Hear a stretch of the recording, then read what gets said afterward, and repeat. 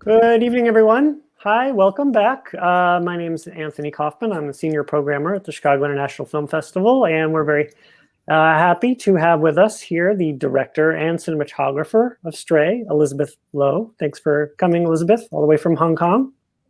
Hi, thank you so much for having me. I'm so excited for this live stream to answer people's questions. Yeah, so I have some questions to get us started, but if there are people who are watching, please type your questions and I'll pass them over to Elizabeth and we can talk. So Elizabeth, tell us, are you a dog person?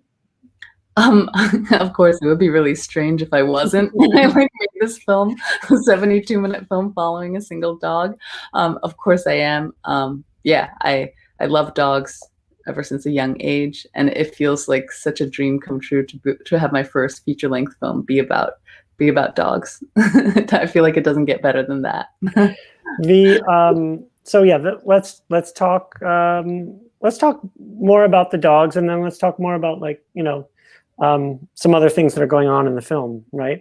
But first off, I know that this project was originally, your idea was to follow dogs all across the world, right? And then you focused on Turkey specifically. So what did you find in the dogs in Turkey and in Istanbul that made you know that you had enough for a film all by itself? I think whether I had enough or not for a film all by itself was always a question that haunted me in the edit and in production, because it was such a risky idea. I think we didn't go out with any plans. There's no ability to orchestrate what happens in terms of scenes, and also the life of a stray dog, because in Istanbul they are so well integrated into society. It's not necessarily that dramatic. And so our idea for the film was to follow a dog and sort of, as they cut across different sectors of society, eavesdropping on the little worlds around them. And that was going to be the concept of the film. And I think in terms of how I decided to set the film in Turkey was because they have these incredible laws that were so shocking to me, that, you're not allowed to kill any healthy stray dogs, which we do millions of them every year in America. You're not even allowed to hold them in captivity if they're a healthy stray dog, which was so radical. And also, even if the government picks them up to vaccinate them or spay them or neuter them, they have to drop them back off at the place where they found them. And imagine passing those laws in the United States. That level of respect for non-human life was very foreign to me. And so I wanted to sort of portray what the possibility of another relationship with dogs was like, and that it's happening in Istanbul, and to show it to audiences. Sorry, yeah, there's a lot of questions about, like, the dogs themselves and your relationships with the dogs. So let's get those out of the way. So first of all, like, how did you cast, right? How did you cast Zeytin? Her, sorry. Why did you cast her? Yeah, let's start with that. So Zeynep Kaprulu, my Istanbul-based co-producer, and I were walking through Istanbul looking for dogs to maybe film with. And there were we were a busy underground tunnel, and there were these two dogs who streaked past us, and they looked like they were really in a hurry to get somewhere. And that really piqued our interest, because we thought, where do stray dogs have to be? What schedules they have to hew to? What appointment are they trying to make? And it ended up being that they were Zeytin and Nazar, and they were on the heels of the young Syrian men who, in the film, you see they have this on and off again relationship with. And their relationship was very compelling to me, the warmth, both literal and emotional, that they found in each other, and sense of belonging that the boys saw in the dogs, despite being displaced in a country not their own. And in terms of how Zeytin emerged as the star, it was because most of the dogs that we tried to follow and cast in the film, they ended up following us back. And so that completely sort of undermined and defeated the purpose and premise of the film, which was to let a non-human will overtake the narrative and not have my desires imposed on the film. And so Zeytin was one of the only dogs, actually, that didn't end up following us back, because she had this stubborn independent streak in her, and also weirdly very unself-conscious in front of the camera, where I could be like, centimeters away from her face and she would stare right past me, sniffing the air to see what was far away. And so that quality, I think, is what made me cast her. And I've talked to dog behaviorists who've seen the film, and they think she's pretty singular too, the way that she doesn't actively engage with the camera in the way that you'd expect a dog to. When I had this huge contraption with like a string holding the stabilizer and the camera following her around, which a lot of dogs reacted to. What about you? Did you have a relationship with Zeytin? Yeah, I think it was this relationship where at the end of every night, basically I followed her around the whole day and she let me follow her around. And then at the end of the night, she would walk me back to my hostel. And then the next morning she would be gone. So it was this relationship where it's very much like if she was interested to be around me, she would be, and then she'd, leave, of course, of her own accord. And I loved that relationship because it's very much like a human, a friend, where they call you if they're interested or they're not. And in this case, I was stalking her a little bit because I would put GPS tracking collars on her at the end of every day of shooting. But that was our relationship. I have a lot of affection and fondness for her, of course. And she's very well socialized, as were many of the dogs in Istanbul. So in that sense, she wasn't unique in that she tolerated my presence. And yeah. There were some questions about the tags. Some of the dogs have tags, some don't. Yeah. That wasn't explained in the film, and everyone who sees it will ask me that.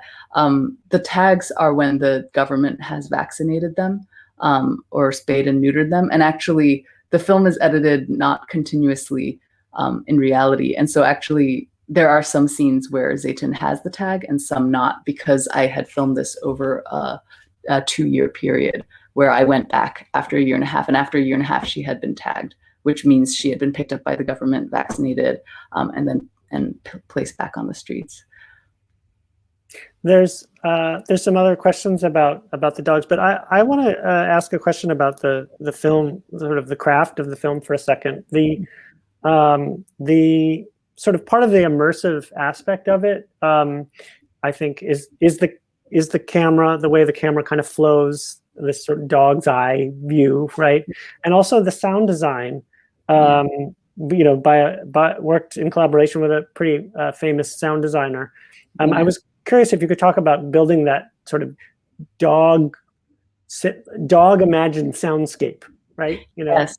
Yeah, that was something that Ernst Carroll and I, who's the sound designer behind really amazing films like Leviathan and Sweetgrass, that all sort of deal with non-human or natural worlds. And also he personally is really invested in the fight for non-human rights.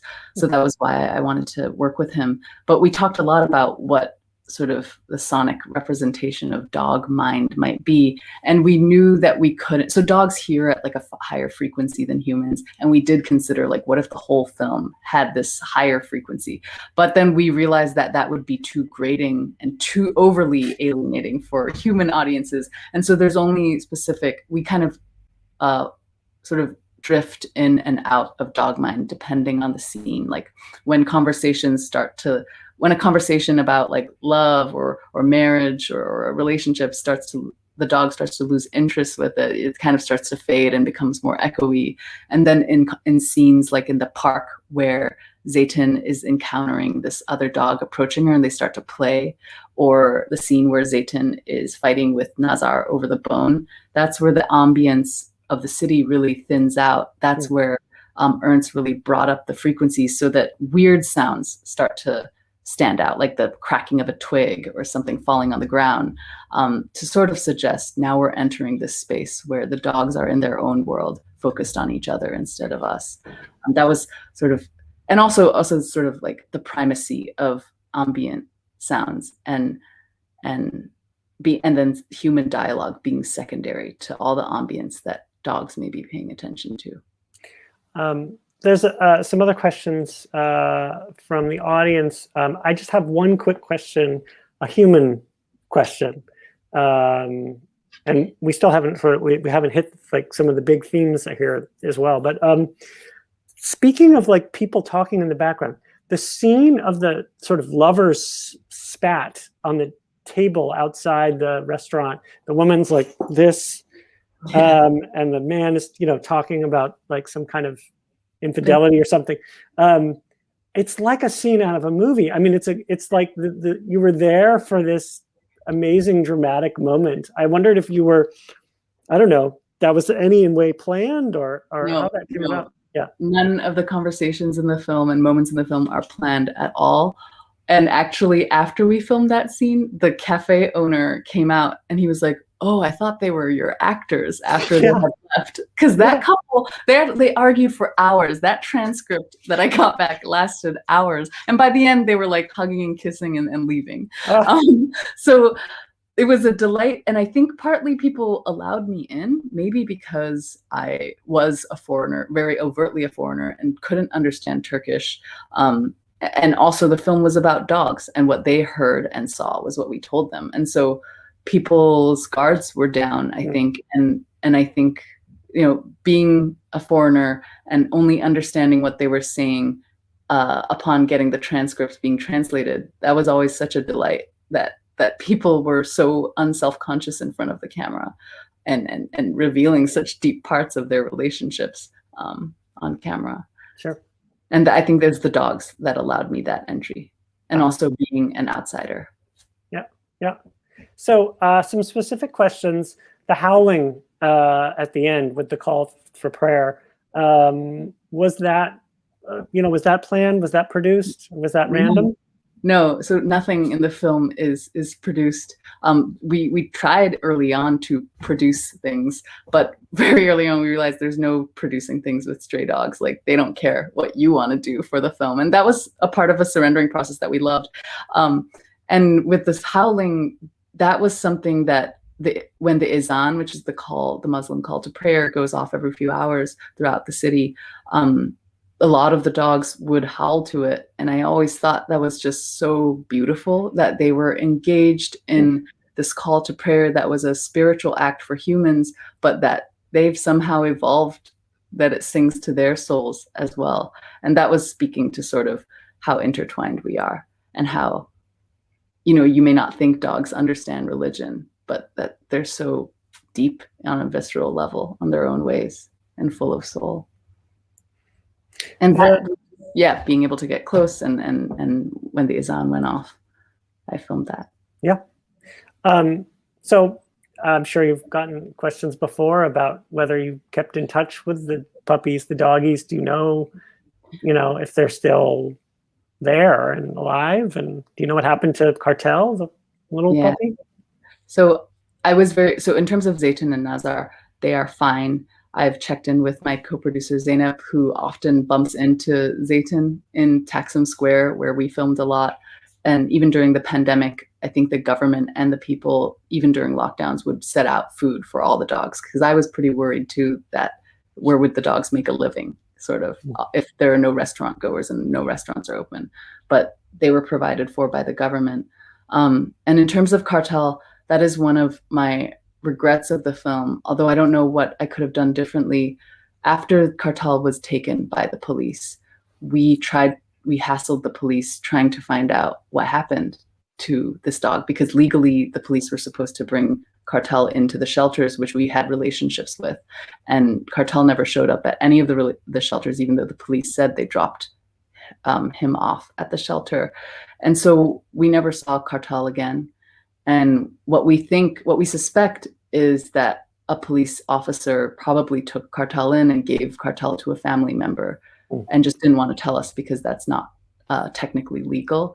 Because I hope, I can't, based on what I saw of Turkish society in Istanbul, I can't imagine that somebody would try to hurt a dog like Kartal, a puppy like Kartal. But that was one of the huge ethical dilemmas of the film, when the young men had stolen Kartal from the security guards and that construction site.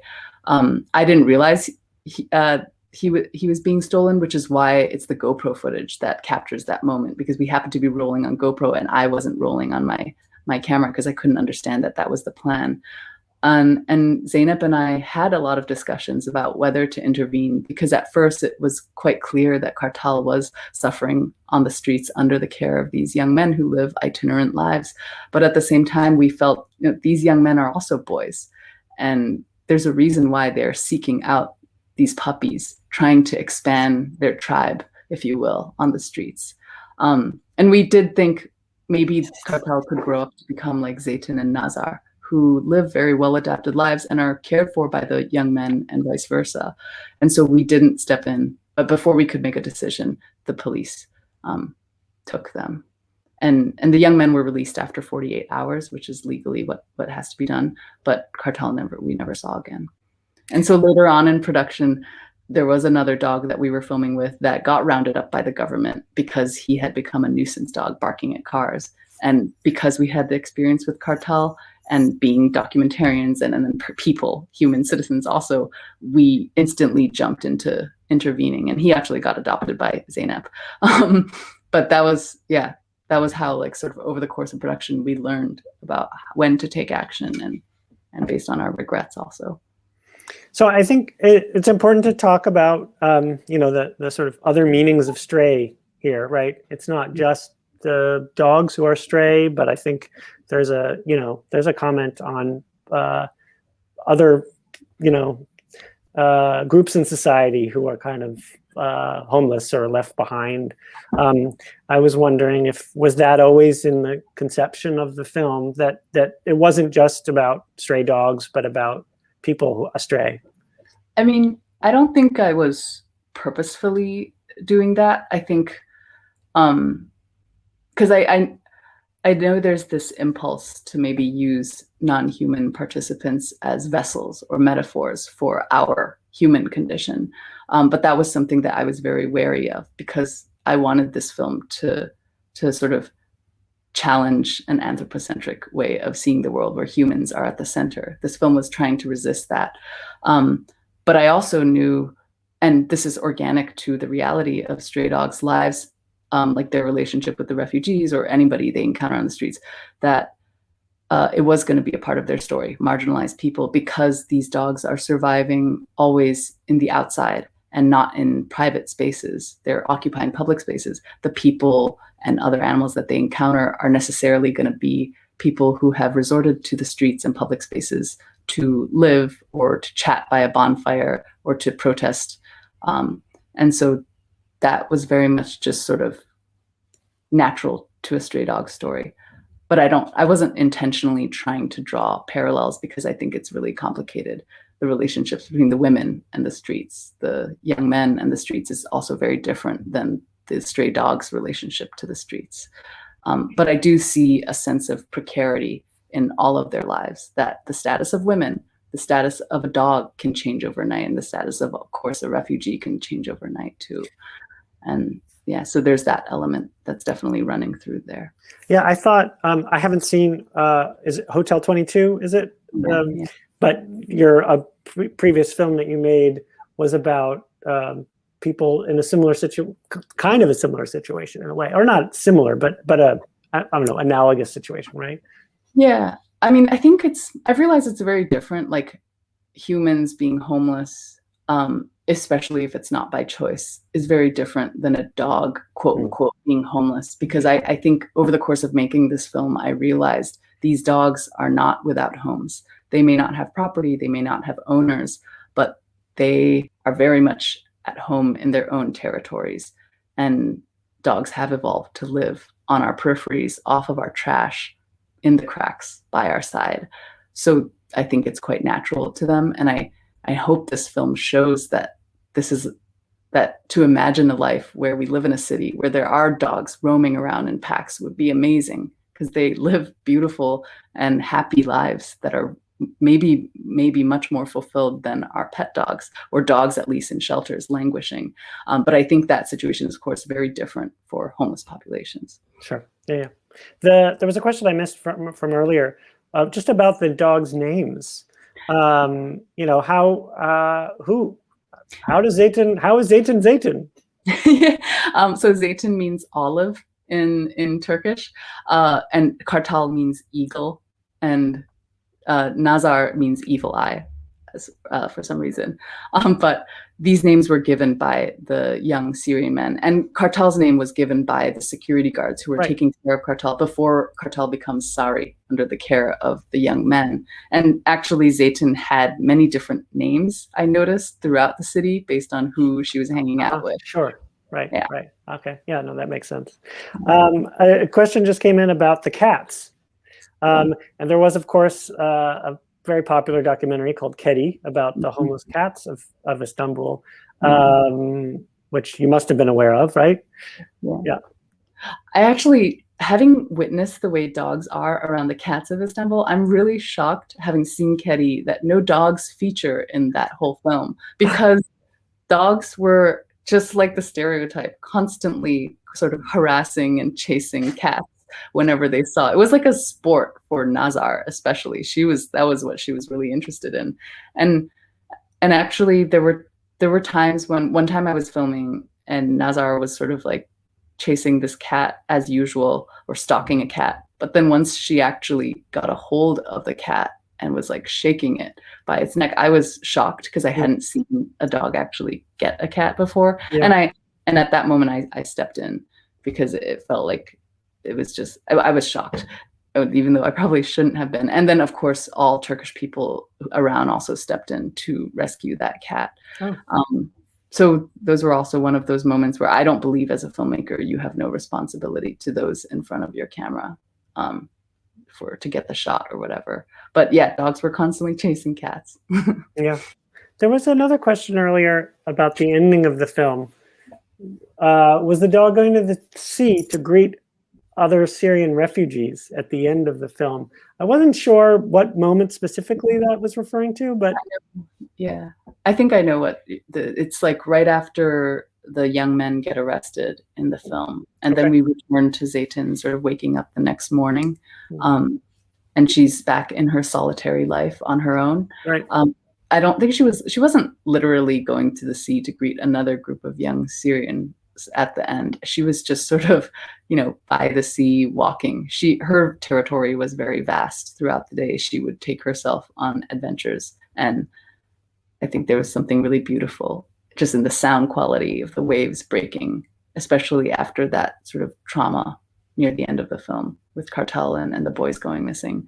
That is why that's there. And also to suggest the film begins with her on a solitary journey, and in the end, despite all the relationships that she has throughout the city, in the end she's also solitary, which I found was very true to her reality, that she had these off and on again relationships, but she was always kind of alone. She didn't have a pack, even though she had friends throughout the city. I think let me ask one last question, and if there's any other questions, now's the time to ask in the chat from the audience. I was just thinking about the film I know played at a number of festivals, premiered in, was it Toronto? Premiered at Hot Docs, right? Tribeca and Hot Docs. Yeah. And, obviously the film will mean something to a US audience, I think, but I would imagine it might be different to an audience in Turkey. And I'm wondering what audiences in countries where their relationship to the dogs is different. What was that response like? Yeah, I mean, so far, how different is it? Yeah, so far, the Turkish people that have seen the film, including the variety critic Tomris Lafley, who's originally from Turkey, she said that it feels like home, that it's so much a portrait, or an accurate portrait, of stray life in Istanbul. And that, of course, means a lot to me. And also, the trailer has been circulating a lot in Turkey and gotten a lot of traction. So I think people in Turkey are very interested in this portrayal of their city. And I hope that I've done it justice. From the responses I've gotten from people who grew up in Turkey, I feel like hopefully it has. And importantly, I hope for non-Turkish audiences, it's showing a different way of life. And I actually hope that the film can be used, if we do have an impact campaign, as a decolonizing tool to say, the way the West conceives of cities that have huge stray dog populations as being problematic or inhumane or not taking care of their animals, it's actually the exact opposite if you think deeply about it. Like the fact that New York and London and Paris and Los Angeles don't have stray dogs roaming around freely is actually an indication of our intolerance of other species who are not our property. And this policing of dogs and maybe cats and other wild animals is just insanity, that we kill all of them, and yet we're able to reframe our minds and have a moral high ground about it. And yeah, I think it's interesting. I think the pandemic it changed a lot of people's relationship with animals and pets.